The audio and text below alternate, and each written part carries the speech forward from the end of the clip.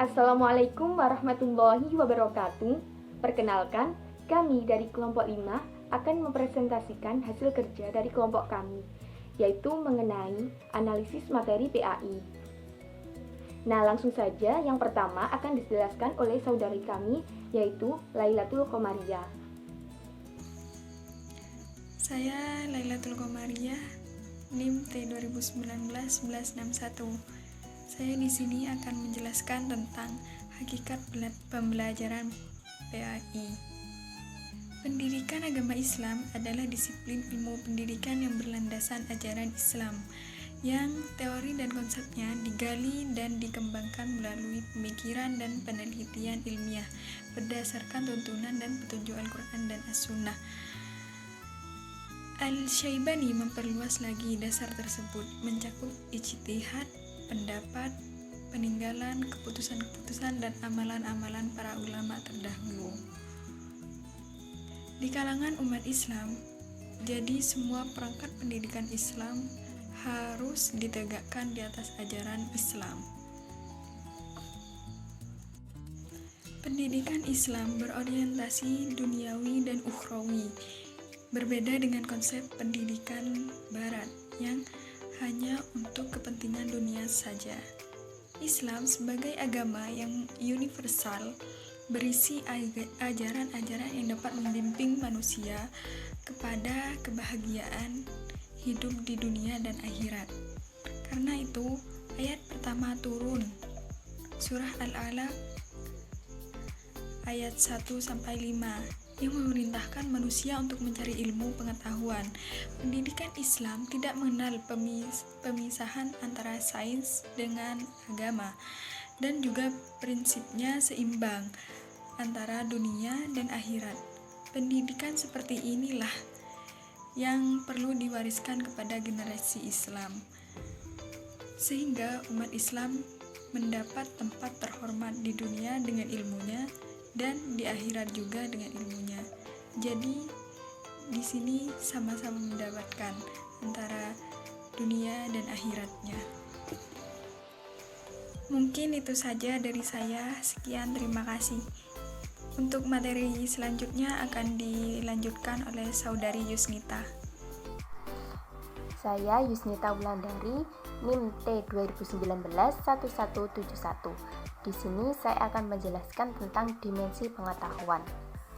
Pemahaman pengetahuan pada saat ini memfokuskan kepada proses pembelajaran yang aktif, kognitif, dan konstruktif, sehingga siswa dituntut untuk menjadi aktif dalam berpikir di setiap pembelajaran.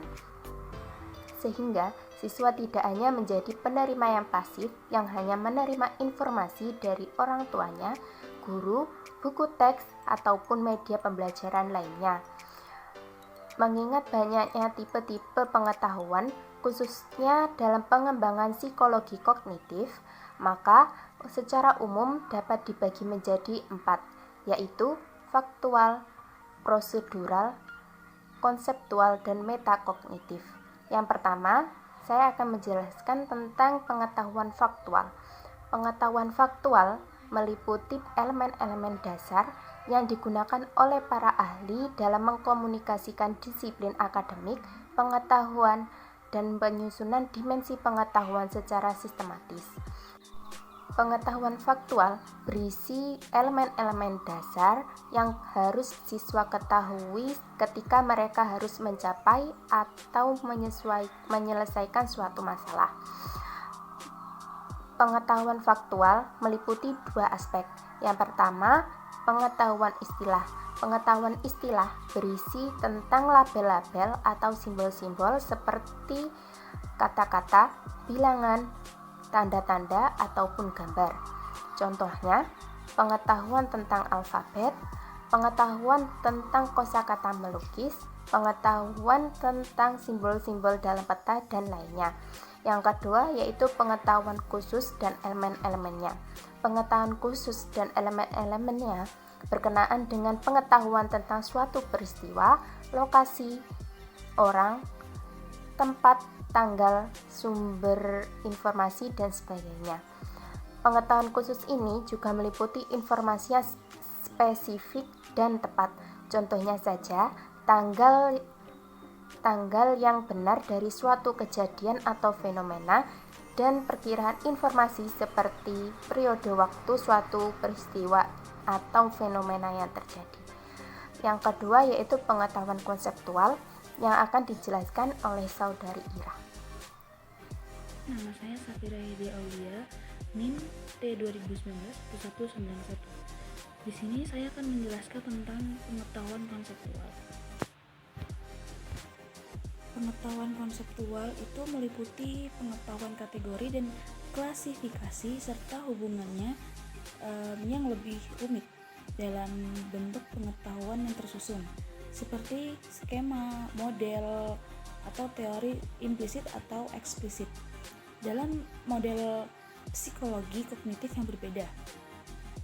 Semua dipersembahkan dalam pengetahuan individual mengenai bagaimana materi khusus disusun dan distrukturisasikan, atau bagaimana bagian-bagian yang berbeda yang informasinya lebih sedikit itu saling berhubungan dalam arti yang lebih sistematik, dan bagian-bagian ini yang saling berfungsi, seperti contohnya rotasi bumi, matahari, rotasi bumi mengelilingi matahari.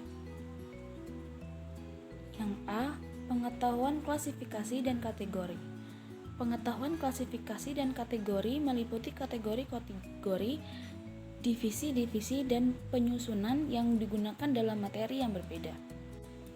Pengetahuan ini secara umum merefleksikan bagaimana para ahli berpikir dan menyelesaikan masalah-masalah mereka, di mana pengetahuan khusus menjadi penting dari masalah yang telah diselesaikan. Pengetahuan adalah sebuah aspek yang penting dalam mengembangkan sebuah disiplin akademik. Contohnya, ada pengetahuan macam-macam tipe literatur. Terus ada lagi pengetahuan bagian-bagian kalimat, seperti kata benda, kata sifat, atau kata kerja. Selanjutnya ada pengetahuan dasar dan umum. Pengetahuan dasar dan umum meliputi abstraksi yang nyata, menyimpulkan fenomena penelitian.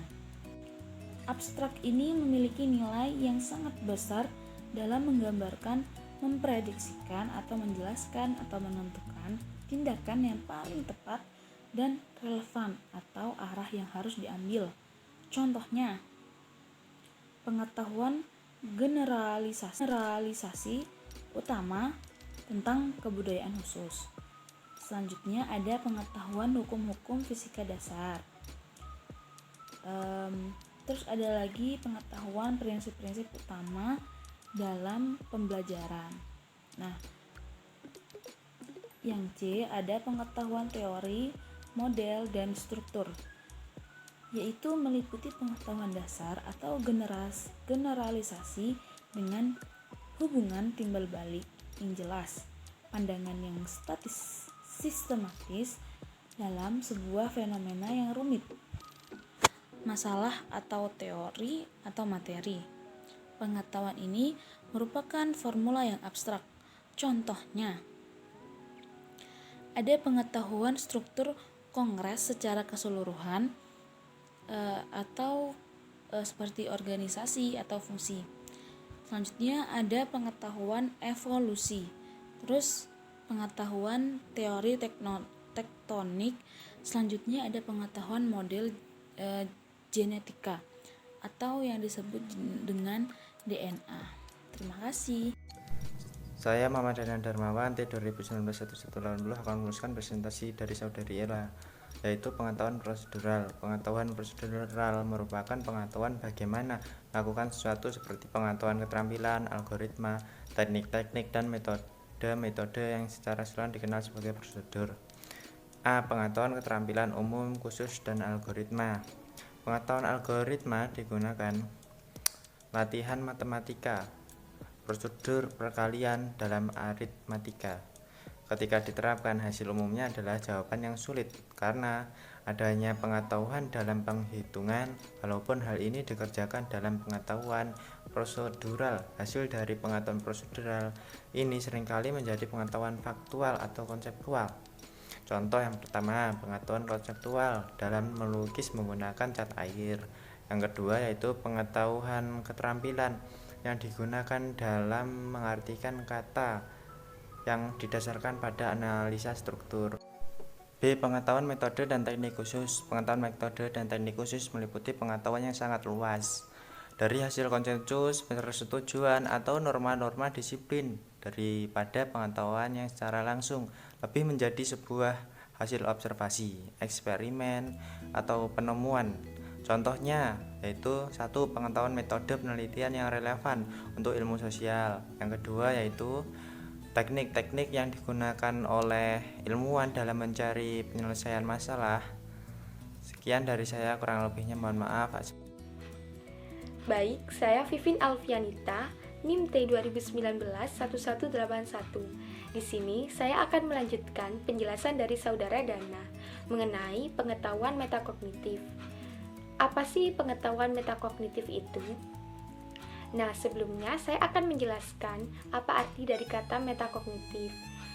Jadi, metakognitif ialah kesadaran tentang apa yang diketahui dan apa yang tidak diketahui. Strategi metakognitif merujuk kepada cara untuk meningkatkan kesadaran mengenai proses berpikir dan pembelajaran yang berlaku. Jadi, pengetahuan metakognitif ialah pengetahuan mengenai pengertian umum maupun pengetahuan mengenai salah satu pengertian itu sendiri. Baik, saya Vivin Alfianita, NIM T 2019-1181. Di sini saya akan melanjutkan penjelasan dari Saudara Dana mengenai pengetahuan metakognitif. Apa sih pengetahuan metakognitif itu? Nah, sebelumnya saya akan menjelaskan mengenai metakognitif itu sendiri. Jadi, metakognitif ialah pengetahuan tentang apa yang diketahui dan apa yang tidak diketahui. Struktur metakognitif merujuk kepada cara untuk meningkatkan kesadaran mengenai proses berpikir dan pembelajaran yang berlaku. Jadi, pengetahuan metakognitif ialah pengetahuan mengenai pengertian umum maupun pengetahuan mengenai salah satu pengertian itu sendiri.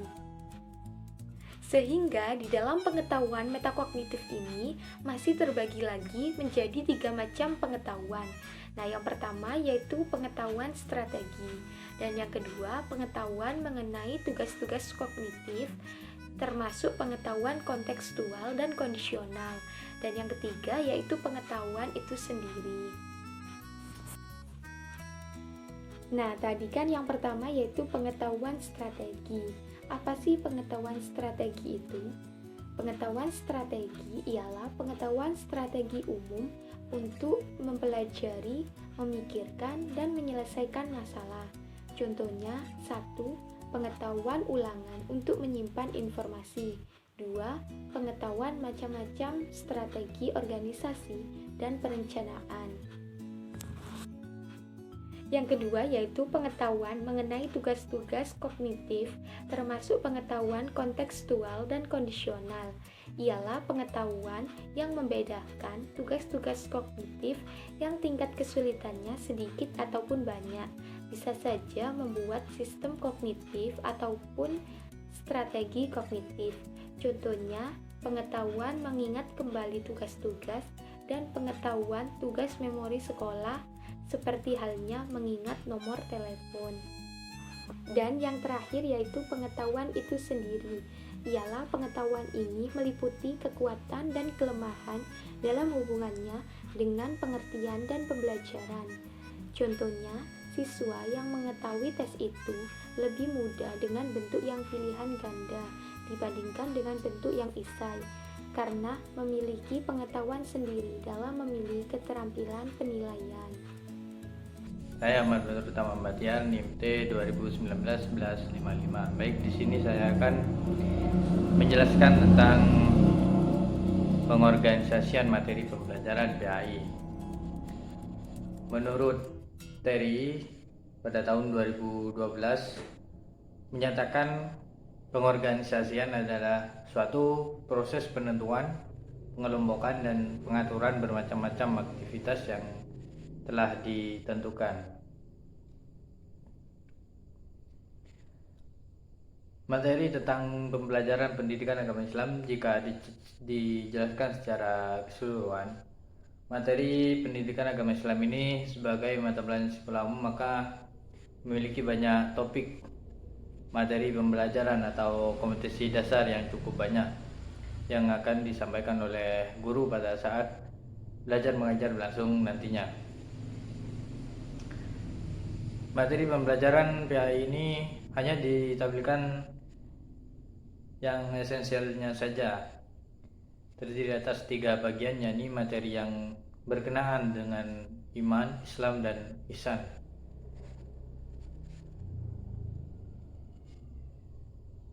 Sesuai dengan yang tertera dalam buku pedoman khusus pengembangan pendidikan agama Islam yang dikeluarkan oleh Departemen Pendidikan Nasional, bahwasanya ada 3 kerangka prinsip dasar dalam mengembangkan materi pendidikan agama Islam, dan kerangka tersebut meliputi yaitu 1. Akidah, syariah, dan juga al-haq.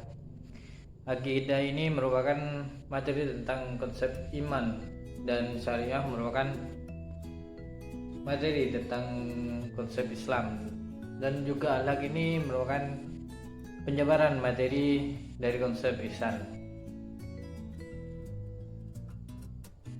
Dalam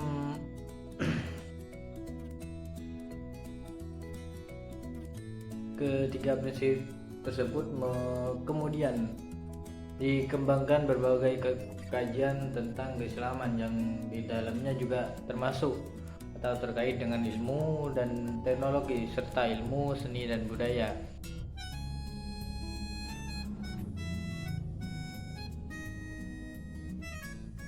Dalam penyusunan rangka atau rancangan pembelajaran pendidikan agama Islam dapat dilakukan dengan 5 tahapan, yaitu analisis isi, analisis latar kultural, pemetaan materi, pengorganisasian materi pendidikan agama Islam, dan menemukan dalam format pembelajaran.